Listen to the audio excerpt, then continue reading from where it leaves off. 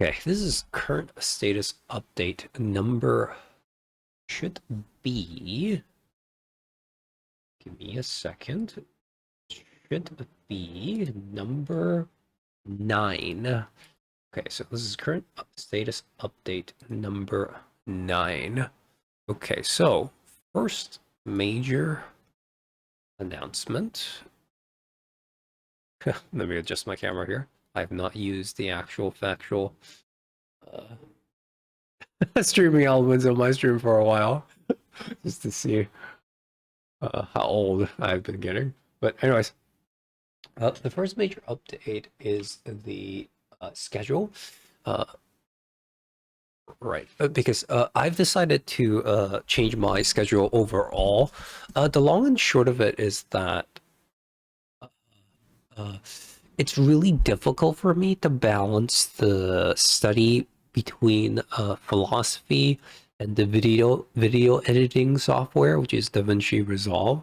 And yeah, it was getting really sort of difficult to juggle them back and forth. So what would happen is that as I was like trying to wake up earlier to study philosophy while attempting to bridge my afternoons into learning the video editor, er, uh, because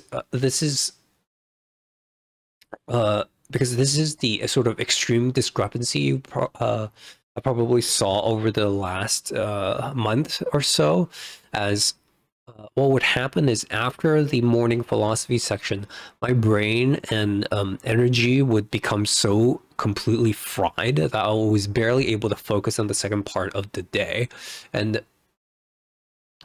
my attempts sort of in between to take a short nap would like go into like full comas. There's just like no way for me to sort of balance the energy required for the first part of the day into the second part of the day. So that was the sort of consequences of like trying to keep to the old schedule. I would get like something like 5 hours of sleep every day, which is no good for anybody, if you get what I mean. So I'm basically swapping to a morning focused schedule, well, where I do 1 day philosophy and 1 day DaVinci Resolve learning. So while those days that you see where I'm only coming online for the afternoons, those are the days when I'm using all of my momentum to study philosophy in the mornings, right? Which I won't stream. Well, I can stream the philosophy mornings, so I think it's better for me mentally to just switch environments, where I'm not at home. So like that way I can get a good balance between my mornings of like, okay, this morning I'm doing philosophy in a different environment, and then this morning I'm doing video editing, the video editing software for the day, right? Okay. So yeah, so that way I'm not sort of cooped up in my apartment like 24/7 and going like stir crazy. So basically, schedule wise, long streams in the morning and short streams in the afternoon, which is basically the long and short of it. Right. And secondly, okay, so if anybody still remembers what I was doing anyways. So this is the situation with the game content so far. Um, okay. All right. So due to the way the free version of DaVinci Resolve functions, in that it is extremely stingy about the type of video file formats it receives. Moving forward, there might be a lot of work dedicated to either simply straight up replaying games for a re-recording at a higher quality. Like for example, my Final Fantasy X playthrough was, if I remember correctly, it was really bad quality since the HT version they released on the PC was really poorly optimized. No surprise. And like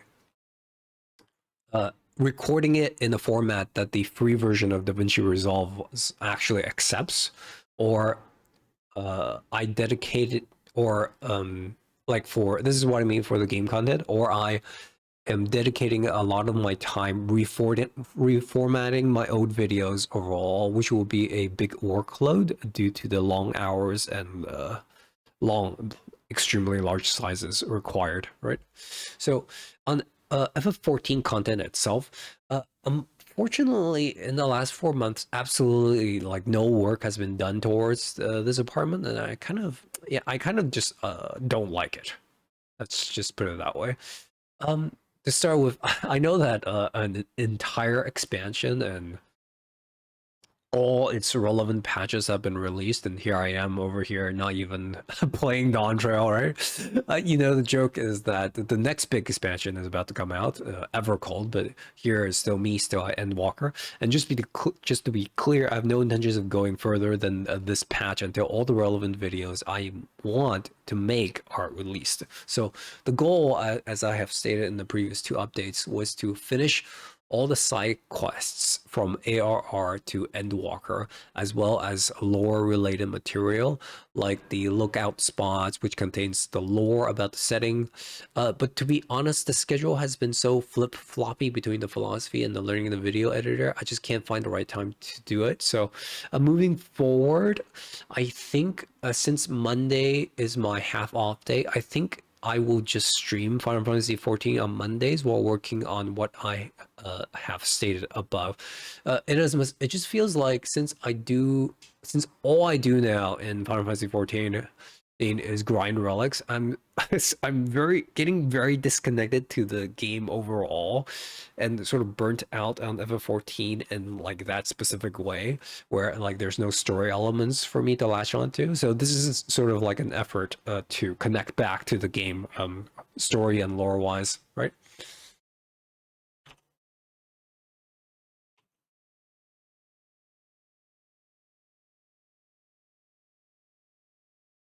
And sort of as you can see in this specific time slot, I I might also start playing narrative games again, as there have been more than a few releases that have caught my attention due to the type of story they have, or merely just by the reputation they have. It is, of course, there's the important caveat here is that uh, the Monday slot is a very short afternoon stream, so don't expect that, I'm gonna be getting much of the games out of the way if you're excited for like the return of like full video game streams. So yeah, it's just gonna be really short streams um focused on video game storytelling or like re-recording videos and stuff, right? And that is pretty much it for the video game side, the video game content side of things, right? Okay, now with the philosophy study, right? Okay. Okay, now what is happening with the philosophy study? So, okay, I almost forgot. Okay, I almost forgot about this episode since the last stream, the last update, I should say, status number update number 8, where it says I was gonna go into the Brothers Karamazov, but sort of something really started to annoy me while I was reading the Brothers Karamazov, and it wasn't just Dostoevsky, but like a lot of the philosophers in general, right? So I almost forgot about this episode and didn't mention it. So since I was moving through the continental philosophical tradition that contained much of the German philosophy at its most popular things like Kant, Schopenhauer, Hegel, and afterwards Nietzsche, and basically throughout the Western world, when it comes to the Western tradition, there is one name and one of his works that is mentioned over and over and over and over and over again. And that is this man right here, Johann Wolfgang von Goethe. So, and of course, his magnum opus, which is called Faust. Okay, so Faust, I have the PDF right here. So this is, his magnum opus, Faust. Okay.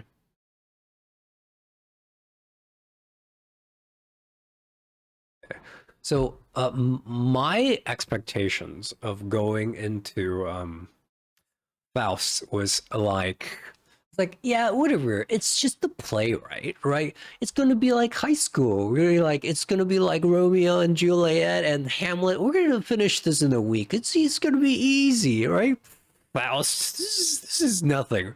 So it turns out when a man spends almost his entire life working on one thing, it's actually kind of hard. And in fact, the man wrote about like 10,000 plus lines of thematic poetry for this epic called Faust. So it turns out it wasn't just a high school weekend of like old English, but a full month commitment into learning who Goethe was, why he was influential, and by God, this man was not the goat of German literature for nothing. He did a little bit of everything, and he talked with every intellectual of his age. Like this guy wrote letters all day, every day. Like that was his thing. Like he never stopped talking to the intellectuals at his time as one of the most respected polymaths during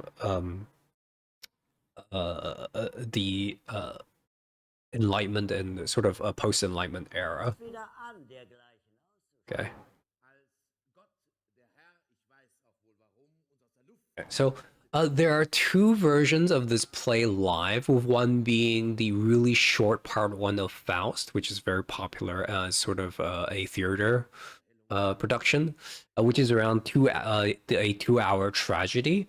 And this other one that you see here is done by Peter Stein in the year 2000, which is around 14 hours long. And just to describe the little bit of a rabbit hole here is that, of course, the full version of Faust, which is I described the epic's length already, is not really popular to adapt due to the sort of sheer insanity of the production and time dedicated to this piece of work, right? So Peter Stein's Faust, which is the full version of Faust's play, is only uploaded like 2/3 online, and the last part I had to cobble together from a bunch of old videos myself. So this is the thing. So this is those type of things you get into when you're like studying these things, because you actually have to like engage with it. Like reading the poetic like lyrical verses is one thing of like it's like sort of it's all imaginary and stuff, but like when you see it actually performed with the language, you sort of get the understand what the translators were going through about why it's difficult for them to get certain things down into English, right? So, and then studying it is like learning about how Faust was written and learning about what the story of Faust was about. Because really, this is just maybe like one of the historically, one of the coolest things. It's like you just find out there's this like magnum opus waiting for you in the annals of history, and you just don't, you don't know what you're gonna get. Yeah, like I kind of understand why every writer, philosopher, and artist references and like sometimes pay homage to Goethe, and like you'll be like really surprised that a lot of what you consume probably had an inkling of Goethe's work in them because he was so influential, right? But this is just like the wild card of what I was doing. Like this part of the study was completely unexpected, right? And sort of like to be 100% clear, this work, Faust, is like 1,000% existential, and so completely relevant to the work that I was doing.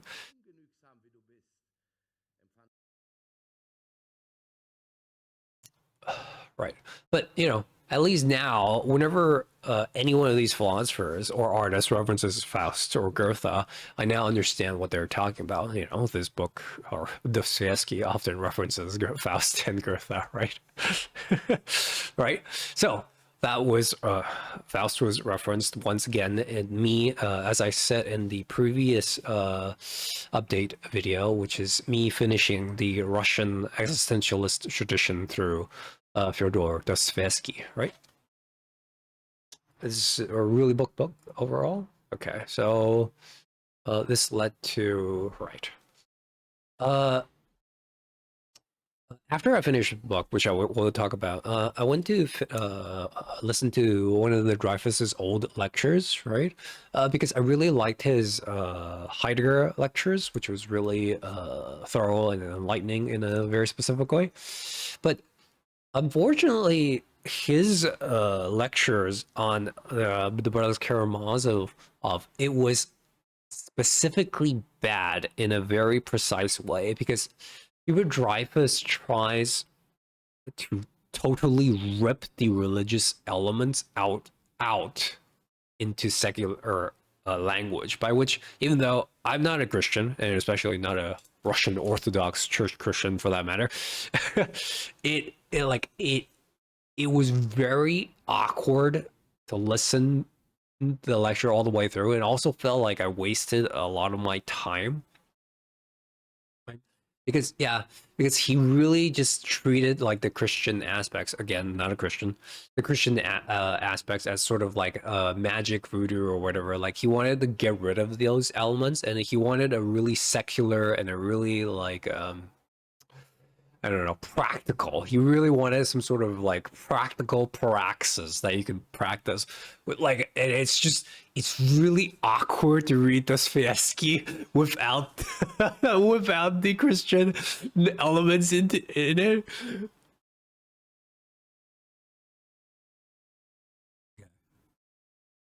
So Dreyfus aside, this is a really fantastic book, which is, I should say, fantastically existential. So yeah, and it's kind of wild to me that this is meant to be a multi-book affair. Like it was meant to be like an epic saga for Dostoevsky, but he never actually finished it before he died. So we're only left with this initial fragment, which has become his what most people denote as his greatest work of all time. So I think aside from the Brothers Karamazov, the only thing I should read from him is probably The Idiot.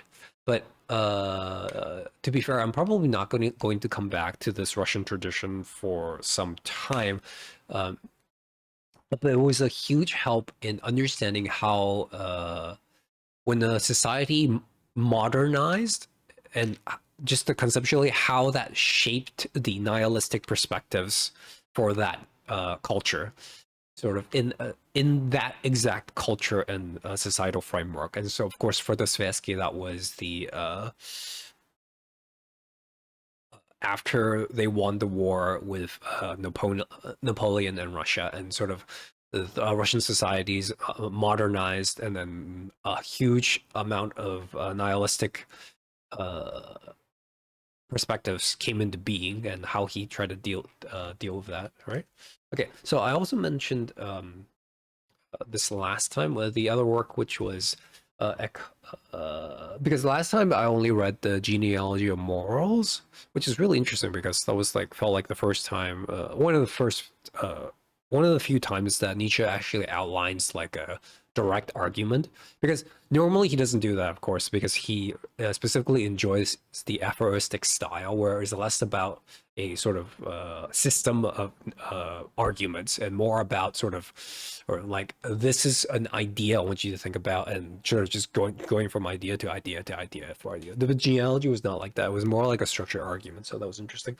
And the next one is one of his last works, which is called Ecce Homo. And Homo felt a little strange to read, as sort of like it's his, like it was start when his health was really starting to decline, and he wasn't as he didn't make as much sense because like mentally in his work, and he sort of like backtracked on a bunch of his positions. But it's really interesting to get his own view, his like Nietzsche's view on his own works, which is what I'm going to say, right? And then I picked up this book as well. This book is kind of funny in the sense that It's probably Schopenhauer's fault because during this book he was still sort of a pupil of Schopenhauer, like a loyal student of Schopenhauer. So this book was very oddly Buddhist. He kept talking about the dissolution of the self and there's nothing behind the self, and then how the only way we can reconcile is through like the Dianistic expression of that, of how there is nothing and nihilism itself, like how like song and music was so like amazing for him as sort of this expression, and about how it is one of the only ways like we can express that meaning of the Dianistic, right? But okay, in this sense, yeah, it's also probably one of the last book I'm gonna read from him, because if I keep going, I'm probably just gonna become a Nietzsche scholar, which is completely unintentional, but it tends to be the way I do things. I just unintentionally fall into different roles. But I do have one last curiosity left when it comes to Nietzsche, which is probably his work called Human All Too Human. And that's when he denotes in Akoma, for example, that when he had his near-death experience in life, which completely altered the way he looked at the world. So I might be interested in picking that up. And but this is to say, and similar with my investigations into Russian nihilism, the picture Nietzsche painted of a Germany at his time has become incredibly clear.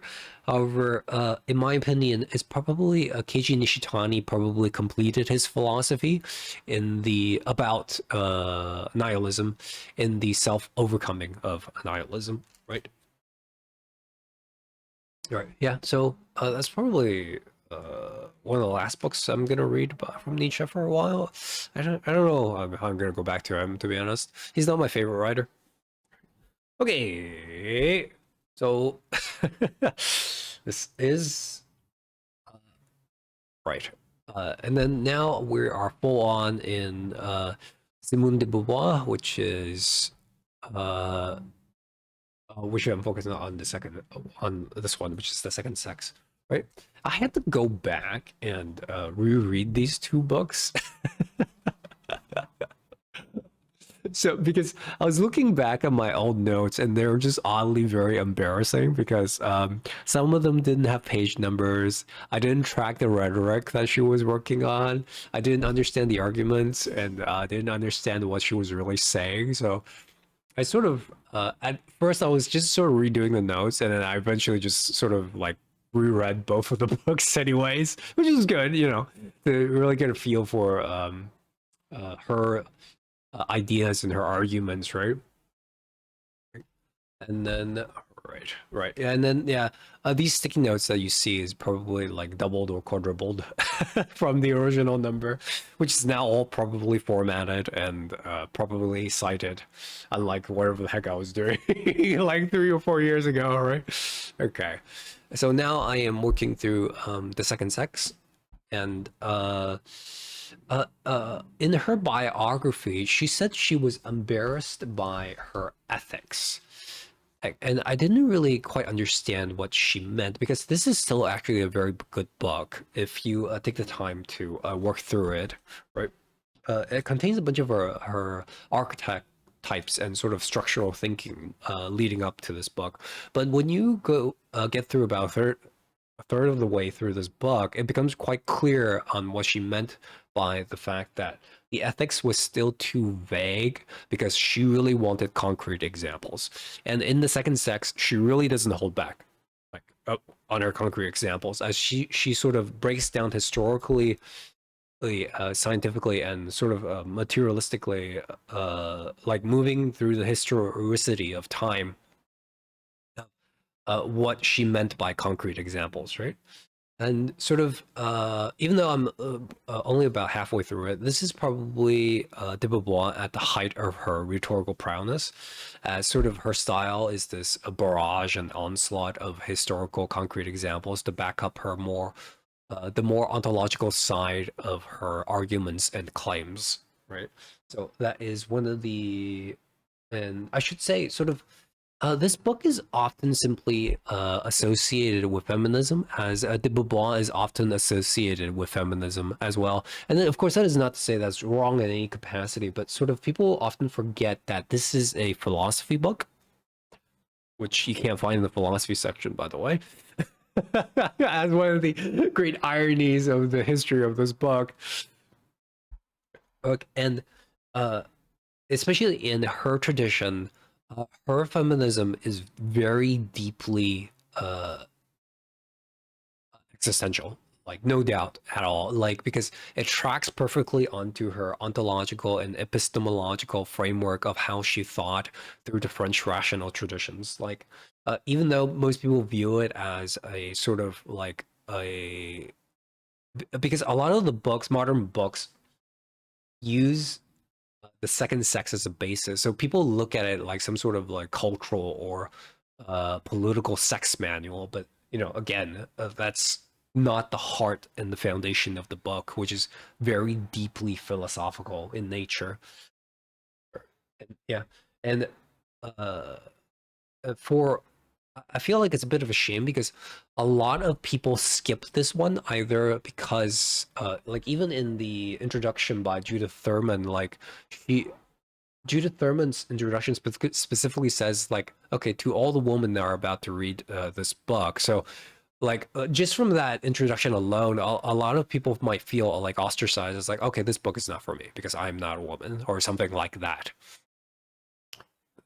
But like to everybody who's truly studied the French existentialist tradition, if they I think if they have a like a opinion on what the one book you should read, it should actually be this one, because de Beauvoir did what Sartre could not, which is at the end of his Being and Nothingness, he promised a book on ethics, which he never truly completed. And people, most philosophers who know and who study the French existential tradition, this is the completion of the existentialists' ethics, which is why it is a one of the foundational books for existentialism. So yeah, I'm very sad that especially if you go watch videos, like a lot of the big channels on self-help and using sort of existentialists as self-help, which just sort of skip de Beauvoir because she, you know, she apparently like wasn't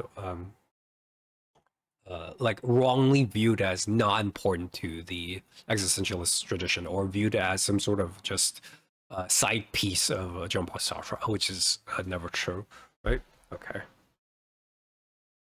right. I forgot. Okay, and the next big tradition, of course, the next big tradition I'm studying, of course, is drumroll.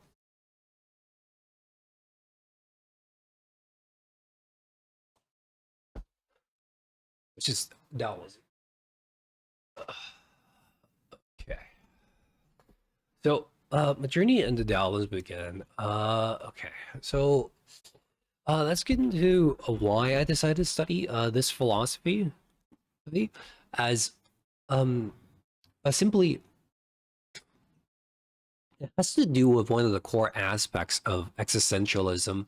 I use existentialism very broadly here because even from just the examples I listed today, from like the Russian Christian tradition, the atheistic post Enlightenment atheistic Nietzsche tradition, to the French rational existential tradition. All those traditions are very different, but I still group them under existentialism. So when I say this is what I mean by existentialism, sorry, right? Okay, so one of the core aspects of existentialism is the problem of ineffability and the absurd phenomenon of a self-reference.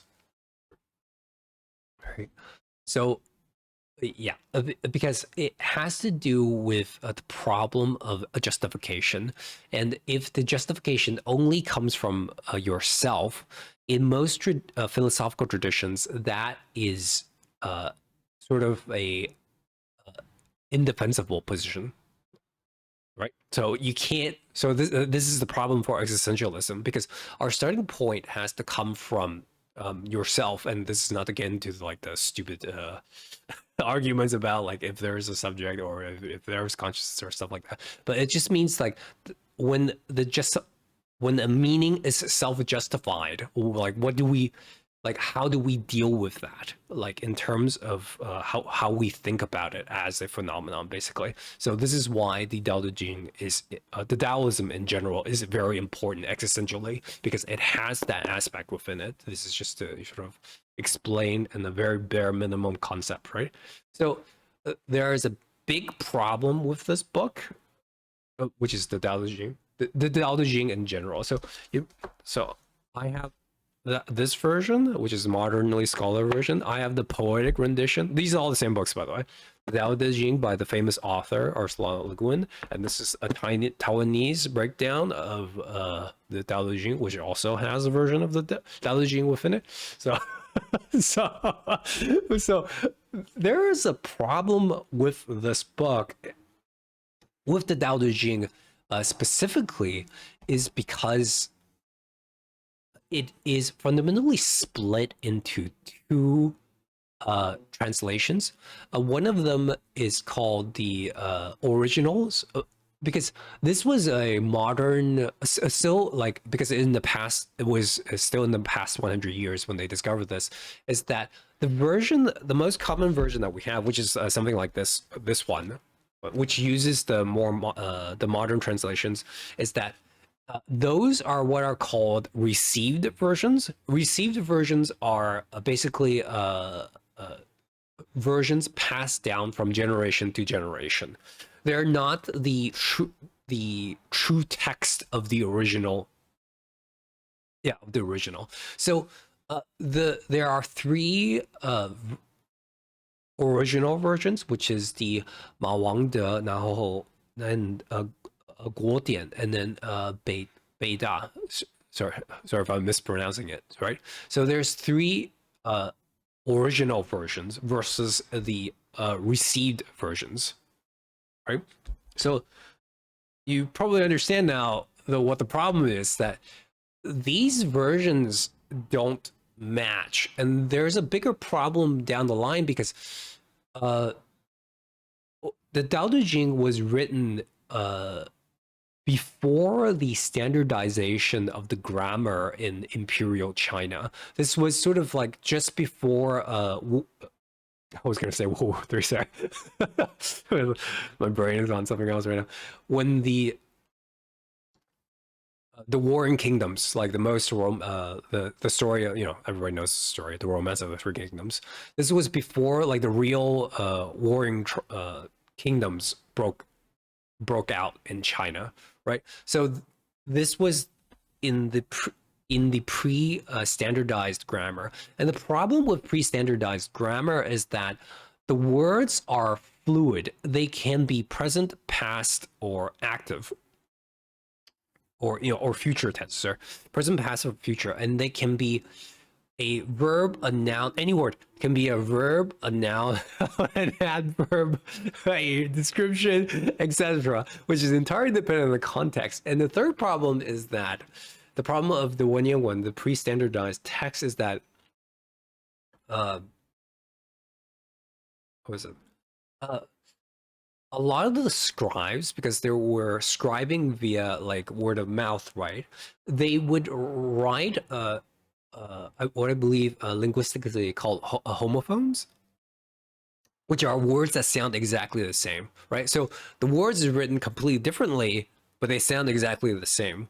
So we have all of these things going on through the book. So very unexpectedly, I'm sort of actually just like transcribing the pieces of the Tao Te Ching chapter by chapter and sentence by sentence and word by word, which was something I did not expect to do well going into this tradition, but here I am, because it's really problematic for me to use the received versions,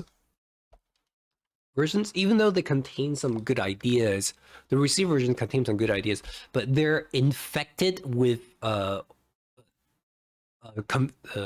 philosophy of Confucianism, which is called Ruism, right?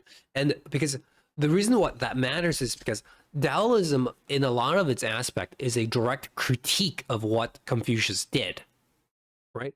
So in a lot of the received versions, in order to adhere to the imperial court, which was basically infected throughout with the philosophy of Confucius, they had to add Confucius elements into the Taoist text, but the Taoist text is in direct criticism of the ideas of Confucius. So you see the problem of why this work needs to be done. And this guy actually tried to do it, but the most important thing about this work is that he has the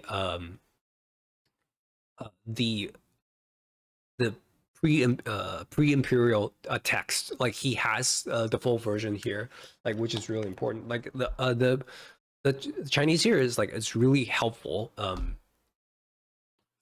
moving forward into the translation. So yeah, so like working with the Delusion is like I would like maybe do like an hour a chapter if I'm lucky because some chapters are really long and really hard. So seriously, so yeah, this is just the things I have to get into, right? Okay, let's see. Right. And sort of the post-imperial script is usually called the Wangbi, which is the Wangbi version, which was during yeah, like the during the Warring Kingdoms period when the imperial context has been set up. And that's the most famous modern version, which is not the correct version. So, ironically, the in terms of the volume of the text, the Tao Te Ching is actually very short compared to something like the Phenomenology of Spirit or the Critique of Pure Reason. Like, but sort of, I'm sort of fully caught in the loop of doing linguistic breakdowns of like ancient Chinese, yeah, of ancient Chinese, and then trying to get the meaning, the definitions out of the sentence, and then trying to read that philosophically, which is like a different phase of the learning of the philosophy. So right, and then with the exception of Mondays, I know I just said I'm gonna break it down to like 1 day video editor, 1 day philosophy, but because specifically this is sort of just this is clogging the workload. Let's just put it that way. Like for the next 2 weeks to a month, I'm probably just going to whole ass. Yeah, I'm just going to whole ass every day this book, with the exception of Mondays, because it's just taking so long to get through it. It's really painful, right? Okay. So philosophically that's sort of what's happening right now. So after the second sex, I'll probably work on the last book of the French existentialist tradition, which is Merleau-Ponty's Phenomenology of Perception, and the rest of the Taoism book, right? Okay, so I have to clarify here. Like you notice a lot of times I say like I'm finished with the Russian tradition or finished with Nietzsche, right? So um it's when I have felt I have grasped basically the core of their arguments, right? Right. So like that's when I feel like it's like, okay, culturally, societally, historically, in terms of historicity, okay, I truly understand what they mean, and I don't have that like initial naivety of it's like, okay, I read one book. This is great. I understand fully what this person's thought. I'm gonna go watch a self-help video, and I'm gonna make self-help videos, right? Okay, so so this is why th- that is why I have to move through these works rigorously now. Okay. Okay, and then after the Tao Te Ching, the next two books are the Zhuangzi and the I Ching, which will hopefully be less painful. Of course, every time I say these things, reality tends to like to bite me in my ass. So I might have jinxed it, but the reason I say they are easier is because I don't need to deal with the pre-standardized grammar of the Tao Te Ching, and even though I Ching and Zhuangzi will probably still have a lot of the elements of the Wenyan Wen, there is no there is less ambiguity, I should say. There's less ambiguity to the text where it's not separated into all these different versions of the like pre-imperial text and then the received versions and stupid Wang Bi's famous version. Right. So that's it for the philosophical progress. On the philosophical progress side of things, okay. When I was looking at the previous update video, which was about 4 months ago, learning this page in its entirety has been quite the wild ride. So the main reason that compared to the edit page, let's say here, right? Or even the easier, the cut page of like just throw everything on and then just send the workout, right?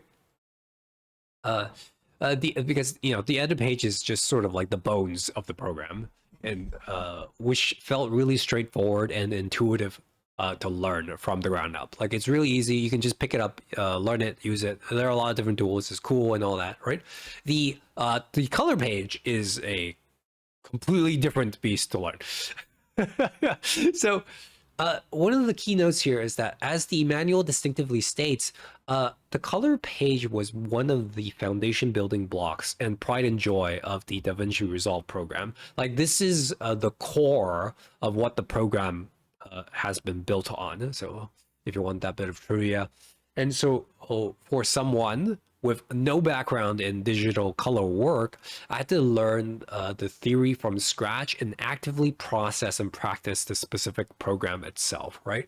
So this range from, as you can see here on the bottom left for me, like these are the primary palettes, which all contain their little nuances.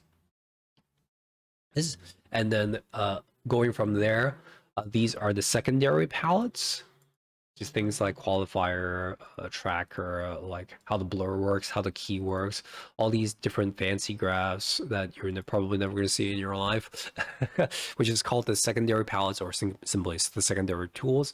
And then more importantly, like the things like the node structure that you see here, which is really important in how you set up, this is how you set up your look from the most basic level, right? And the still system. And yeah, this system is actually very, like, just the gallery in general is actually really, really important, and the program utilizes that section of the program a lot, right? So for example, even as simple as something as this, like learning to read all the different forms of information that the program was spitting out at me. And uh, the true problem of why the learning was so slow was that this program contains most of the history of the evolution of the technical technology that grew through the decades of digital color manipulation, right? So, what this means that not only does the function contain archaic modes of manipulation. This is, to account for the support of old video and audio formats, whether this be a software side or a hardware side of the problem, but also learning how the old formats adhered to different aspects of the hardware software limitations at that time, which when it came time to like actually applying the digital theory of color manipulation. So this is why when it seemed I was making fast progress, my progress would be waylaid by esoteric pieces of information that's conformed only to the usage of specific tools in a specific scenario. And there are sort of just hundreds of pages of this in the manual. Like for example, where something like the lookup tables, you can see it contains a lot of the file formats you probably never see in in your lifetime. Like it's got all these like software and hardware manipulations. Well, technically you don't need to learn the things like the lookup tables, but um I'll get into that in a second. Technically you don't need to learn it, but it's still sort of important to understand the theory of it. Okay. So yeah, so learning the tools like one by one, like, oh, I learned what the HDR thing does, oh, I understand how the qualifier works or stuff like that, right? Like that's one thing, but the power of these tools didn't lie in their individual components, but it is when they are combined. So this is why the structure is important. Is when they are combined, they show their full potential. Sure. So, like the learning process was just this bit by bit, part by part, and day by day, and month by month, in what seemed like a software that is just like had a bottomless pit of learning. Learning that never seemed to end. And then sort of one day, sort of the overwhelming nature of the color page, because when you get on this page, it can feel very overwhelming. And you got all these like all these values, graphs, levers, knobs, like all these technical terms of this and that, and then like learning how to read this is like, oh, what does this mean with the color border? Oh, what does this mean with the gray border? Like, what does this, what does that the splitter mean? What does this combiner mean? Like, it feels really, really overwhelming. But after that process of like learning things just one step at a time, this I can say now that this now, instead of feeling like a overly convoluted mess, this finally looks like a cohesive workshop for me, where I understood what each of the tools do and what the information the page is trying to tell me, right? So that's it for like the learning of the color page, which is complete for now, right? Of course, they can always update the program and add a bunch of things, which ruins everything, right? So now, as I've stated in the past, my hopes around 4 months ago was that it was probably around the middle of this year that I would start getting into like full video production. But as you can see in this professional program, there is still the Fairlight page, which is the audio software, and the Fusion page. Loading. Yep. Okay, there we go. Fusion page, which is the special effects software. Right. So, barring my sort of naive hopes that the Fusion and Fairlight page might be more straightforward and easier to learn than the color page, it is clear that the video I'm planning would come out probably much later during the year, if I'm being honest, right? Of course, a lot of people were just like, oh, well, you don't need to learn all these things. You can just throw things up in like your old like cheap video editor or somewhat. But I feel like if I want to do this, I feel like I want to do it right, right? And yeah, as I just be crossing my fingers, just jinxing it right now that the the audio and the special effects page aren't as complicated, but we should see what happens, right? Okay. Right, all right. And I think that covers it, everything that I want to talk about with the status update. And hopefully the next update would come sooner, as my overall learning process is smoother, and as I adapt to my new schedule moving forward, right?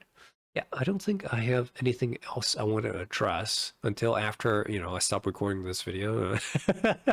Right? Anyways, if you have been watching these quiet little study streams, or, you've been hanging around in my Discord, I really want you to know that I appreciate you. And thank you for all your support all these years. And take care of yourselves, okay? In these turbulent times. Bye-bye.